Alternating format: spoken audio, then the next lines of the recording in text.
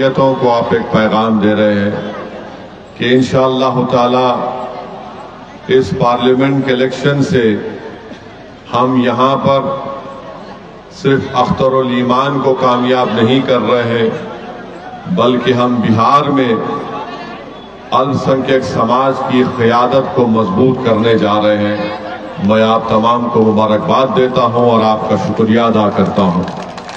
मुझे यकीन है कि इस पार्लिमानी इलेक्शन में अख्तरुल ईमान साहब की कामयाबी आप तमाम के दुआओं से, आपके वोट से और अल्लाह के फजल करम से होगी। और जैसा कि अभी यहाँ पर आफ्ताब साहब और अख्तर साहब ने कहा कि हमको अपनी एक सियासी क़यादत को मजबूत करना है। मेरे अजीज दोस्तों और बुजुर्गों, भारत की पार्लियामेंट में 306 बीजेपी के एमपीज हैं और भारत की पार्लियामेंट में 540 के करीब लोकसभा के एमपीज हैं। नरेंद्र मोदी को मैंने एक मर्तबा नहीं कई मर्तबा खड़े होकर ये कहते हुए सुना कि छाती पर हाथ मारकर मोदी कहते हैं कि इस देश का सबसे बड़ा ओबीसी नेता मैं हूं। ये भारत का प्रधानमंत्री कह रहा है इस देश का सबसे बड़ा ओबीसी नेता मैं हूं। आपने सुना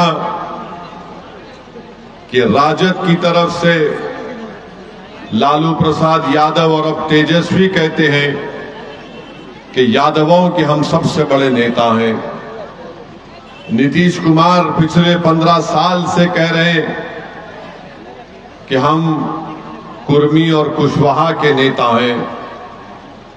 रामविलास पासवान जब तक दुनिया में जिंदा थे, अब उनके फर्जन ये कहते हैं कि हम पासवान के नेता हैं। मांझी साहब ये कह रहे हैं कि हम मांझियों के लीडर हैं। कुशवाहा साहब ये कह रहे हैं कि हम कुशवाहा के लीडर हैं। बीजेपी में जो राजपूत के नेता है कह रहे हैं कि हम राजपूतों के नेता हैं। जो भूमिहार है वो कह रहा है कि हम भूमिहार के नेता हैं। मेरे अजीज दोस्तों और बुजुर्गों, ये जब सब कहा जाता है, कोई भी उन पर फिरका परस्ती का इल्जाम नहीं लगाता। जब मोदी कहता है मैं ओबीसी का नेता हूं, कोई ये नहीं कहता कि ये बी टीम है। जब लालू से लेकर तेजस्वी यादव ये कहते हैं कि हम यादवों के नेता हैं, तो कोई उनको बी टीम नहीं कहता, वोट कटवा नहीं कहता। जब ये तमाम नेता जिनके नाम मैंने आपके सामने रखे, ये सब ये कहते हैं कि हम अपनी अपनी बिरादरी के समुदाय के नेता हैं, तो कोई उन पर इल्जाम नहीं लगाता बी टीम है। और जब असदुद्दीन ओवैसी खड़े होकर कहता है कि मैं सीमांचल की जमीन पर बसने वाले गरीब और मजलूमों की इंसाफ की लड़ाई मजलिस इत्तेहादुल मुस्लिमीन लड़ेगी, अख्तरुल ईमान और आफ्ताब साहब यहां पर एक क़यादत बनाएंगे, हम चुनाव लड़ेंगे, तो सब मिलकर कहते हैं कि देखो ये वोट काटने के लिए आ रहा है। मेरे भाई बताइए, पिछले लोकसभा के चुनाव में 2019 के लोकसभा के चुनाव में बिहार में 40 लोकसभा की सीटें हम एक लड़े, तब भी नहीं कामयाब हुए और बाकी तमाम सीट पर एनडीए बीजेपी नीतीश कुमार जीत गए। कौन जिम्मेदार है इसका, आप बताइए। कांग्रेस 400 के करीब सीट लड़ी, 50 के करीब उनके एमपी जीत कर आए, इसका जिम्मेदार मैं हूं क्या? हम तो 3 लोकसभा की सीट लड़े। हैदराबाद की आवाम को सलाम, जिन्होंने हमको कामयाब किया मजलिस इत्तेहादुल मुस्लिमीन को। औरंगाबाद की आवाम को सलाम, जिसने 21 साल के शिवसेना के एमपी को हराकर इम्तियाज जलील को कामयाब किया। मैं 3 लोकसभा की सीट लड़ता हूं और सारे के सारे मिलकर मुझे गाली देते हैं, इल्जाम लगाते हैं मुझ पर। मेरे अजीज दोस्तों और बुजुर्गों, याद रखो, भारत की राजनीति में अगर आपको नाइंसाफी खत्म करना है, इंसाफ को हासिल करना है, अपने हक को हासिल करना है, तो जिस तरह आज आप इस स्वतंत्रता की सरजमीन पर हजारों की तादाद में जमा हुए, याद रखिए अगर आप 26 तारीख को पूरा किशनगंज एक होकर अख्तरुल ईमान को कामयाब करेगा, तो अख्तरुल ईमान की इनफरादी ज़ात की कामयाबी नहीं होगी, वो आपकी कामयाबी होगी, आपकी फिक्र की कामयाबी होगी और सीमांचल की कामयाबी होगी। ये काम आपको करना है। आपने बरसों सबको वोट दिया, मगर कभी आपने अपनी क़ियादत को मजबूत किया, कभी आपने अपने नेता को बनाया, कभी आपने अपनी आवाज को बनाया कि वो आवाज जाकर लोकसभा में आपके लिए लड़े, आपकी तकालीफ का जिक्र करे। मगर नहीं, हमको ये बोल दिया गया कि आप सिर्फ वोट डाल सकते हो, आप लालू की खिदमत करो, नीतीश की खिदमत करो, अब उनके बेटे की खिदमत करो। अरे कांग्रेस का आप कब से साथ दे रहे हैं बताओ मुझे? जब से मुल्क आजाद हुआ, जब से तो हम कांग्रेस का साथ दे रहे हैं, क्या मिला बताओ? अगर कांग्रेस इंसाफ करती तो क्या सच्चर कमेटी के रिपोर्ट झूठी होती? अगर कांग्रेस इंसाफ करती तो हम बाबरी मस्जिद नहीं खोते, याद रखो। जीबी पंत मुख्यमंत्री थे 1949 में, जब बाबरी मस्जिद के अंदर घुसकर उसकी बेहुरमती की गई, ताले खोले गए, तो कौन मुख्यमंत्री थे, प्रधानमंत्री थे बताओ? मेरे अजीज दोस्तों और बुजुर्गों, फसादात हुए, भागलपुर का फसाद हुआ। अगर भागलपुर के उस गोभी के खेतों को अल्लाह जबान देगा तो सुनता की सरजमीन पर आज खड़े होने वाले लोगों से कहेगा कि सुनो, हमको काट कर दफना दिया गया और हमारी लाशों के ऊपर गोभी को उगा दिया गया। किसकी सरकार थी? जब मेरी थी, मैं मुख्यमंत्री था। आज आपको बता रहा हूं कि आज अगर ये समझ रहे हैं कि ये अंधेरा खत्म हो जाएगा फिरका परस्ती का, नहीं मेरे भाई, ये रात बड़ी लंबी रहने वाली है। ये रात बड़ी लंबी रहने वाली है। अगर मैं तुम्हारे सामने झूठ बोलकर चला जाऊंगा तो बड़ी नाइंसाफी होगी। इस रात को अगर हमको खत्म करना है, इस अंधेरे में अगर उजाला करना है, एक ही चीज कर सकती है पूरे भारत में। मैं पूरे भारत के मुस्लिम अक़लियत की बात कर रहा हूं। अगर तुम इस फिरका परस्ती के अंधेरे में रोशनी चाहते हो, अगर तुम ये मुस्लिम नफरत को खत्म करना चाहते हो, अगर तुम अपनी इबादत गाहों की हिफाजत करना चाहते हो, अगर तुम सामाजिक न्याय चाहते हो, तो याद रखो कोई पार्टी नहीं करेगी। तुमको शमा जलाना पड़ेगा और वो शमा तुमको अपने खून पसीने से जलाना पड़ेगा। और इत्तेहाद की निशानी पर अगर तुम शमा जलाओगे, ये अंधेरा छटना शुरू हो जाएगा। वरना याद रखो, ये चुनाव हो जाएगा, फिर अखलाक मारा जाएगा, फिर पीलू खान मारा जाएगा, फिर जुनैद और नसीर को जिंदा जला दिया जाएगा, फिर बुलडोजर से घर तोड़ा जाएगा, फिर कोई जुलूस में निकलकर मदरसे को जला देगा। अगर तुम सियासी ताकत बनोगे, इत्तेहाद पैदा करोगे, अपनी क़ियादत को बनाओगे, तो ये अंधेरा खत्म होगा। ये अंधेरा उसी वक्त खत्म होगा मेरी इज्जतदार माँ और बहनों। मैं आपको पूरी जिम्मेदारी के साथ आपके सामने अर्ज कर रहा हूं। वरना यही हम किसी के पैर का फुटबॉल बने हैं, कभी कांग्रेस तो कभी राजद तो कभी नीतीश कुमार। अरे बताओ फिर हमारी तकालीफ, हमारे हुकूक का कैसे हासिल होंगे? मेरे अजीज दोस्तों और बुजुर्गों, मैं कल नरेंद्र मोदी का भाषण सुना और भाषण में नरेंद्र मोदी ने धमकी दी भारत के मुसलमानों को। क्या कहा भारत के प्रधानमंत्री ने? कि हम बच्चे ज्यादा पैदा करते हैं, हम घुसपैठी हैं। नरेंद्र मोदी ने कहा कि दौलत लेकर हमको बांट दी जाएगी। मोदी ने कहा, हमारी हिंदू बहनों को मोदी ने झूठ कहा कि तुम्हारा मंगलसूत्र छीन लिया जाएगा। नरेंद्र मोदी, तुम दुनिया के सबसे बड़े झूठे हो। जब चीफ मिनिस्टर थे गुजरात के, तो बिल्किस बानो की अस्मत रेजी किसने की? नरेंद्र मोदी बताओ। हमारी बेटी बिल्किस बानो हामिला है, 3 साल की बेटी उसके साथ है, उसकी मां है, रिश्तेदार है। घर के पड़ोसियों ने बिल्किस बानो की इज्जत लूटी। बिल्किस बानो अपने घर के पड़ोस में जो दुकान थी, उस दुकान से बिल्किस बानो ने चूड़ियां खरीदी। जिसने हमारी बेटी को चूड़ियां बेचा उसने बिल्किस बानो की अस्मत रेजी की। 3 साल की बेटी को कत्ल कर दिया। अरे नरेंद्र मोदी बताओ, किसकी दौलत लूटी गई? मेरी बेटी की, मेरी बहन की दौलत लूटी गई थी। आप मुख्यमंत्री थे, उसको इंसाफ गुजरात में नहीं महाराष्ट्र में मिला, जेल को गए ये जालिम लोग, और नरेंद्र मोदी की सरकार ने उनको रिमिशन पर छोड़ दिया। बताओ नरेंद्र मोदी, किसकी दौलत छीनी गई थी? किसकी दौलत छीनी गई थी? एहसान जाफरी को जिंदा काट कर जला दिया गया। नरेंद्र मोदी आप भूल गए, यही एहसान जाफरी ने आपको कई फोन किए थे, साबिका रुकने पार्लिमान, मगर एहसान जाफरी को जिंदा जला दिया गया।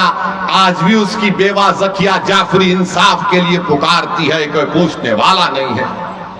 भारत के वजीर आजम, 133 करोड़ जनता के वजीर आजम, जो कहते हैं, झूठ कहते हैं सबका साथ सबका विकास, मगर कल का भाषण नरेंद्र मोदी का ऐसा नजर आ रहा था कि हिटलर बोल रहा है, भारत का वजीर आजम नहीं बोल रहा है। और आपको याद दिला रहा हूं, मैंने पार्लियामेंट में फरवरी में जो पार्लियामेंट का सेशन हुआ था, मेरी तकरीर को उठाकर देख लो। मैंने अपनी तकरीर में कहा था कि आज भारत का मुसलमान 1930 के यहूदियों की तरह जर्मनी में जो यहूदी थे अपने आप को समझता है। और यहूदियों में जब हिटलर ने यहूदियों को गैस के चैम्बर में डालकर मार दिया, ऐसे ही नहीं डाला, पहले हिटलर ने तकरीर करना शुरू कर दिए यहूदियों के खिलाफ। यही तरह इस तरह तकरीर कर रहे नरेंद्र मोदी। नरेंद्र मोदी, आप प्रधानमंत्री हैं, इस देश के प्रधानमंत्री, आपको जेब नहीं देता कि आप भारत की इतनी बड़ी आबादी के ताल्लुक से इस तरह की बकवास करें। किसकी दौलत लूटी हमारे, बताओ मेरे भाई। हकीकत बता रहा हूं तुमको, भारत के मुसलमानों की सुनो, जिसको अंग्रेजी में एक लफ्ज है इंटरजेनरेशनल मोबिलिटी कहते हैं। अगर मेरा दादा 100 रुपये कमा रहा था तो उसका पोता 110 रुपये कमाना चाहिए। हमारे हिंदू भाइयों के पोते अपने दादा से बढ़कर कमा रहे हैं, यादवों के बेटा बेटी अपने दादा से बढ़कर कमा रहे हैं, ठाकुरों के, राजपूतों के, भूमिहार के, आदिवासियों के, हर समाज के, सिखों के, ईसाइयों के पोते अपने दादा से बढ़कर कमा रहे हैं। अगर कोई अपने दादा से कम पैसे कमा रहा है तो मुसलमान है वो। और नरेंद्र मोदी बोलते हैं कि दौलत हमको दी जाएगी। कितना झूठ कह रहा है भारत का प्रधानमंत्री लेकर इस तरह की बात वजीर आजम करते हैं। अरे आप देश के वजीर आजम हैं, आप किसी चौपाल के नेता नहीं हैं। आप सबके वजीर आजम की बात करना चाहिए था। और बोलते हैं कि हम बच्चे ज्यादा पैदा करते हैं। नरेंद्र मोदी के आपके 6 भाई नहीं हैं? अमित शाह की 6 बहनें नहीं हैं? क्या रविशंकर प्रसाद की 7 भाई बहन नहीं है? मगर दिखता कौन? मुसलमान ज्यादा बच्चे पैदा कर रहे हैं। अरे झूठ बोल रहे हो तुम। तुम्हारी गवर्नमेंट का आदादोशुमार डेटा कह रहा है कि मुस्लिम हमारी बेटियों का जो फर्टिलिटी रेट है उसमें कमी आई है, मगर ये पुरानी आदत, ये बच्चे पैदा कर रहे हैं, ये बच्चे पैदा कर रहे हैं। नरेंद्र मोदी जी क्यों इतना झूठ बोलते? आदादोशुमार तो देख लो तुम्हारी। और मुसलमानों को घुसपैठी कहते हैं, घुसपैठी कहते हैं। पार्लियामेंट में 10 मरतबा 10 साल में सवालात पूछे गए, बताओ कितने घुसपैठी भारत में आए? मोदी की सरकार के पास कोई जवाब नहीं था। कोई जवाब नहीं है। 10 मरतबा पूछा गया और बोलते हैं घुसपैठी आए। अरे कहां से आ रहे घुसपैठी? अरे घुसपैठी आ रहे तो मोदी तुम क्या चाय पीकर सो रहे थे? रोकना था उनको। नरेंद्र मोदी जी सुनो, घुसपैठी कहां पर है मैं तुमको बताता हूं। लद्दाख में 2000 स्क्वायर किलोमीटर पर चाइना की फौज भारत की जमीन पर कब्जा करके बैठी है। अरे मोदी तुम में दम है तो बोलो चाइना के खिलाफ। तुम कमजोरों को बदनाम करते हो, मुसलमानों को घुसपैठी कहते हो। अरे मोदी अगर ताकत है तो बोलो चीन कब्जा करके बैठा है। नहीं बोलेंगे चीन के खिलाफ, चाइना के खिलाफ बोलेंगे तो इनके पेट में दर्द शुरू हो जाएगा। मगर एक भारत का प्रधानमंत्री रहकर सबसे बड़ी अकलियत को रुसवा करने के लिए इस तरह का भाषण देते हैं। अफसोस होता है नरेंद्र मोदी के तुम भारत के वजीर आजम हो। किस तरह की वाहियात बात आपने की। अरे तुम्हारा झगड़ा किसी पार्टी से झगड़ा करो, मुखालिफत करो, मगर तुम भारत के वजीर आजम हो जिसमें 17 करोड़ मुसलमान हैं। इस तरह हमको जलील और रुसवा करेंगे कि बच्चे पैदा करते हैं। अच्छा आपको बता रहा हूं, हायर एजुकेशन में, आला तालीम में 1,80,000 मुसलमान गायब है, नहीं है। कहां चले गए मोदी? ये क्यों मुसलमान हायर एजुकेशन से चले गए बताओ? नहीं बता पाएंगे। तुमने स्कॉलरशिप के पैसे खत्म किए, क्यों खत्म किए? हज की सब्सिडी थी, तुमने निकाला, अच्छा किया, मगर उसके पैसे हमारी बच्चियों की तालीम को देना था, नहीं देते। आपको मालूम दिल्ली में एक सुनहरी बाग की मस्जिद है, 200 साल पुरानी मस्जिद है, और जब कभी प्रधानमंत्री की गाड़ी जाती है उस रास्ते से, अगर जोहर का वक्त होगा तो उस वक्त जोहर की नमाज उस मस्जिद में नहीं होती। और मोदी कहते हैं कि हम बच्चे पैदा कर रहे हैं, हिंदू बहनों का मंगल सूत्र लूटकर मुसलमानों को दिया जाएगा, हम घुसपैठी हैं। मोदी जी सिखा नहीं तुमने 6 दिसंबर से कुछ, मगर बदनाम किया जा रहा। और याद रखो नरेंद्र मोदी जानते हैं सियासत को, इसीलिए बोल रहे हैं। अब आप और हम क्या करेंगे? क्या ओवैसी एक जज्बाती तकरीर करेगा और तुम जिंदाबाद नारे तकबीर के नारे मारकर घर जाकर सो जाओगे? नहीं। मैं आपसे इसलिए कह रहा हूं कि अब तब्दीली लाओ मेरे भाई, जागो मेरे भाई, उठो। ये वक्त उठकर अपने हक के लिए लड़ने का है। तुम ये समझे कि तुम्हारी लड़ाई यादव लड़ेंगे, तुम्हारी लड़ाई नीतीश कुमार लड़ेगा। अरे तुम्हारी लड़ाई कोई नहीं लड़ेगा। तुमसे सिर्फ वोट लिया और सत्ता में आ गए। अगर घर किसका जला तो मेरा जला, बेटा किसी का मरा तो मेरा बेटा मरा, किसी की बेटी की अस्मत लूटी गई तो मेरी बेटी की अस्मत लूटी गई, किसी इबादतगाह को तोड़ा गया तो मेरी इबादतगाह को तोड़ा गया। अरे मुझे बेबस कर दिया गया। ये तो अपने इख्तिदार के महलों में आराम से सो रहे। बताओ तुमने क्या हासिल किया? तुमने क्या हासिल किया? सोचो मेरी इस बात को। ये वक्त उठने का है, याद रखो। अगर आज आप नहीं उठेंगे, मैं सिर्फ सोनता की सरजमीन पर आज हजारों की तादाद में आप खड़े उनसे मुखातिब नहीं हो, बल्कि जहां कहीं भी अल्लाह अपने फजल करम से मेरी आवाज को पहुंचाएगा, मैं उनसे कह रहा हूं उठो। मैं मर जाऊंगा, मैं मरने को तैयार हूं, मगर बताओ इन बच्चों का क्या होगा जो आज उम्मीद लगाकर बैठे कि कल मुस्तकबिल हमारा होगा। मैं बार बार कह रहा हूं, इसीलिए बदनाम हो जाता हूं। लोग मेरी जबान से निकले अल्फाज को समझते हैं कि मैं नफरत को फैला रहा हूं। मैं किसी मजहब के खिलाफ ना था, ना कभी रहूंगा।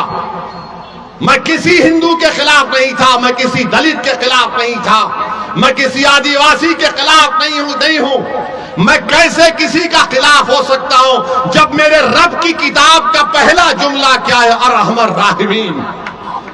मैं कैसे किसी का खिलाफ हो सकता हूं? यकीनन मैं एक मुसलमान हूं, मैं किसी का खिलाफ नहीं हूं। मैं अपनी हक की बात कर रहा हूं, मैं अपनी आवाज को पैदा करने की बात कर रहा हूं। अगर नरेंद्र मोदी खड़े होकर कह सकता है कि मैं भारत के ओबीसी का नेता हूं, तो क्या अख्तरुल ईमान गए गुजरा अख्तरुल ईमान खड़े होकर नहीं कह सकता कि मैं सीमांचल का नेता हूं? बताओ मेरे सवाल का जवाब दो कि अख्तर उल ईमान खड़े होकर नहीं कह सकता कि मैं सीमांचल का नेता हूं। बताओ आप, क्या अख्तर उल ईमान नहीं कह सकते कि वो सीमांचल के नेता हैं? मेरे भाई, अगर तुम मानते हो तो फिर 26 तारीख को दबाओगे नहीं दबाओगे बटन, ये पूछो पतंग के निशान पर। अगर अख्तर उल ईमान सीमांचल का नेता है तो हाथ उठाकर बताओ, जहां जहां है हाथ उठाकर बताओ कि अख्तर उल ईमान सीमांचल का नेता है। और नेता को हम कामयाब करेंगे पतंग पर बटन दबाकर। करेंगे आप लोग? 26 तारीख को भूलेंगे तो नहीं? तो मेरे भाई, ये काम आपको, हमारी बहनों को, बुजुर्गों को करना है। अख्तर उल ईमान, अभी ठहरो, अभी खत्म नहीं हुआ, अभी ठहरे भाई साहब, रुकिए रुकिए रुकिए, बोलने दीजिए।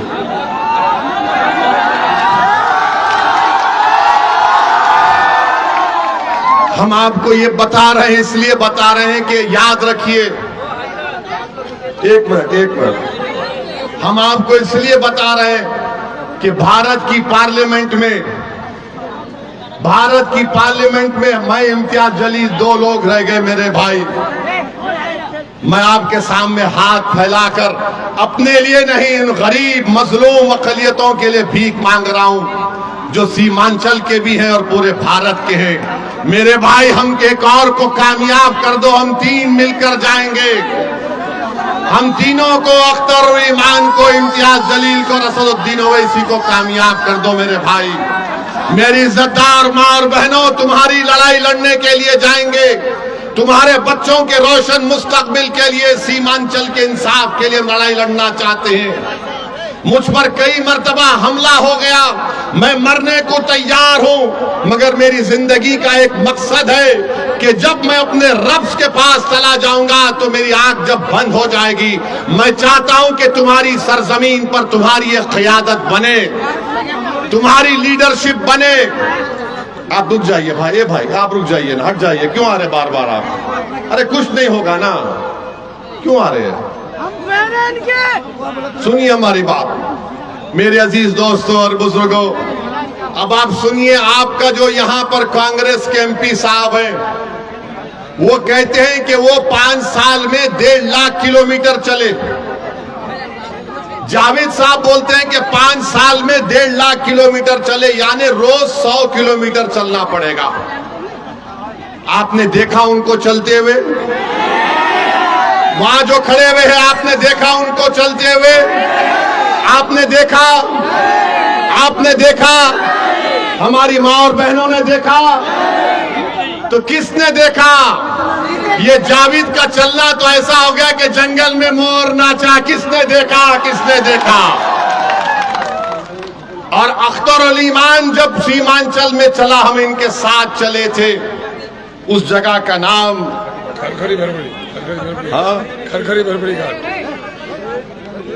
खरखरी भरभरी घाट में मैं और अख्तर उल ईमान चले।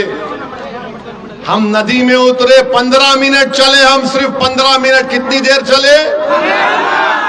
हम 15 मिनट चले तो तेजस्वी को डर लगने लगा, नीतीश को डर लगने लगा। हम 15 मिनट चले तो उस पर कितने करोड़ का ब्रिज आ गया? 67 करोड़ का ब्रिज आ गया। वहां पर अब तामीर शुरू हो रही है। अमूर में 200 करोड़ का ब्रिज आ गया। जावेद साहब, जब मर्द मोमिन चलता है ना, तो ताकत इक़्तिदार की कुर्सियों पर बैठने वालों को डर शुरू हो जाता है। अगर अख्तर उल ईमान 15 मिनट चला और 5 साल आप अख्तर उल ईमान को अपना एमपी बनाएंगे, तो अख्तर उल ईमान पूरा सीमांचल चलेगा। और जब चलेगा तो हजारों की तादाद में चलेगा। और सुन लो, पटना में बैठने वाले दल्लालों, जब अख्तर उल ईमान चलेगा तो चक्का जाम होगा सीमांचल में इंशाअल्लाह ताला। एक टाइम आएगा इन करीब में कि चक्का जाम होगा, पूरा सीमांचल बंद होगा, क्योंकि अब सीमांचल की नाइंसाफी को बर्दाश्त नहीं किया जा सकता। सीमांचल में बसने वाले शेरशाहवादी भी है, सुरजापुरी भी है, कुलैया भी है, पश्चिमा भी है, दलित भी है, आदिवासी भी है, हमारे हिंदू भाई बहन है। इनका क्या होगा बताओ, इनका क्या मुस्तकबिल है? आपने जावेद को एमपी बनाया और जावेद कह रहे हैं कि मैं 1.5 लाख किलोमीटर चला। जावेद साहब, आपका कंपटीशन नरेंद्र मोदी से झूठ बोलने में सीमांचल की जनता आपको बर्दाश्त नहीं करेगी इंशाअल्लाह ताला। तीसरी और आखिरी बात, नीतीश कुमार के बारे में हमने यही कहा था, आपसे याद होगा आपको, इसी सोनता की जमीन में हमने कहा था कि नीतीश किसी का नहीं हो सकता, वो दोबारा बीजेपी में जाएगा। याद है आपको? किसी ने सोचा होगा कि ओवैसी जज्बात में तकरीर कर रहा है, नीतीश कुमार फिर से बीजेपी में चले गए। आज बिहार को नीतीश कुमार ने आरएसएस के हवाले कर दिया। हम चंद सीट पर लड़ते हैं तो हम बी टीम, मगर जो लोग नीतीश कुमार के साथ सत्ता में आकर बिहार को आरएसएस के हवाले करते, उनको कोई कुछ नहीं बोलता। मेरे भाई बताओ, ये कौन सा इंसाफ है? डिप्टी चीफ मिनिस्टर मैं था या अख्तर उल ईमान थे, आज बीजेपी का डिप्टी चीफ मिनिस्टर है। बताओ, तुमने हमारे वोट लेकर तुमने धोखा दिया नहीं दिया? बताओ मेरे अजीज दोस्तों और बुजुर्गों, ये जो हमारे मास्टर साहब हैं, इनके मास्टर नरेंद्र मोदी है, इनके माई बाप नरेंद्र मोदी है। बोलो मास्टर, जो मोदी ने भाषण दिया तुम कुछ बोल सकोगे या फिर तुम गूंगे बन जाओगे? बोलो मास्टर, क्या तुम्हारा लीडर नीतीश कुमार कुछ बोलेगा मोदी को? मेरे भाई, अगर आप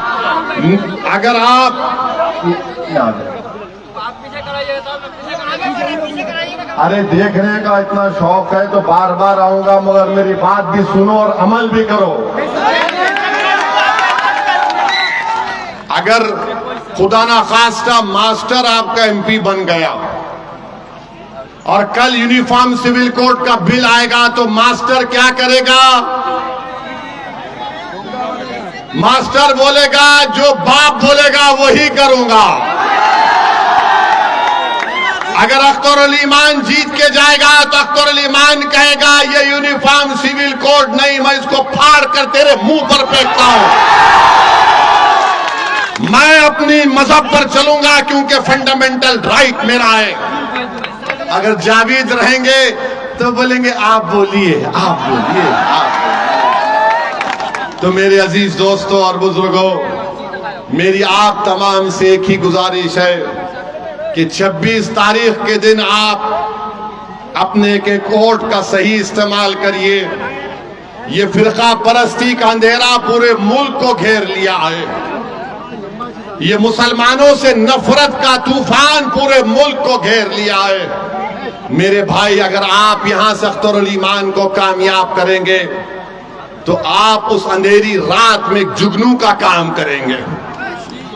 उस अंधेरी रात में आप एक जुगनू का काम करेंगे और पूरे भारत के गरीबों को एक उम्मीद नजर आएगी कि चलो असदुद्दीन के साथ, इम्तियाज के साथ एक और हमारा शेर गया है।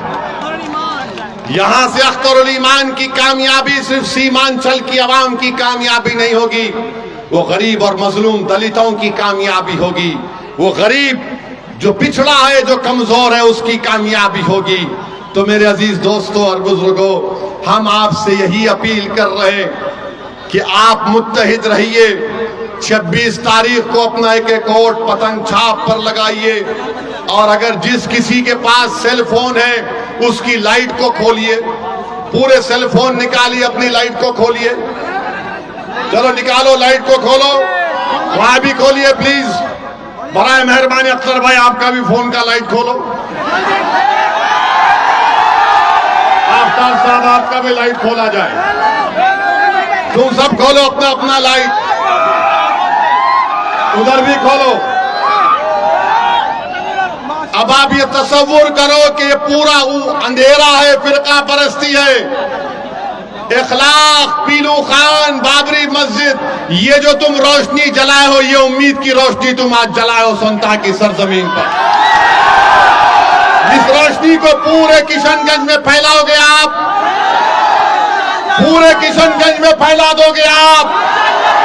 26 तारीख को पतंग कोट दोगे आप।